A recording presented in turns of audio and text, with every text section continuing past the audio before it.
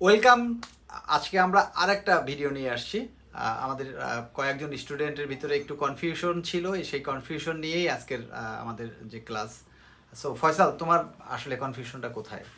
Sir, এখানে আমরা দেখতে পাচ্ছি যে রিজন লেখা আছে, তো আমরা উচ্চারণটা করি রিসোন, কিন্তু আমরা যখন উচ্চারণ করি তখন জিনিসটা আসে হলো রিজন। তো এখানে পার্থক্যটা কি?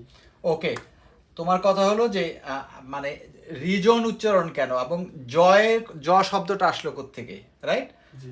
অ্যাকচুয়ালি এস এর উভয় পাশে আমরা যখন এস লিখবো, কোনো একটা ওয়ার্ডের ভিতরে আমরা যখন এস লিখবো এবং এস এর উভয় পাশে ভাওয়াল থাকে, যদি আমরা এর আগের ক্লাসেও ভাওয়াল নিয়ে কথা বলেছিলাম, তো উভয় পাশে যদি ভাওয়াল থাকে তাহলে এস এর উচ্চারণ জয়ের মতো হয়। যেমন দেখো, রিজন, REASON।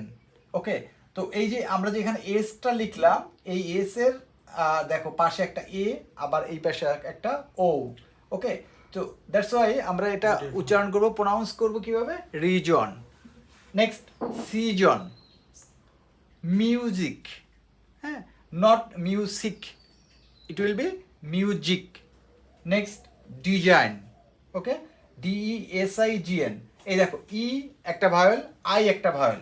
ওকে, সো এটা উচ্চারণটা হবে কি? ডিজাইন। ওকে, সো হোপ আমি তোমাকে ক্লিয়ার করতে পারছি।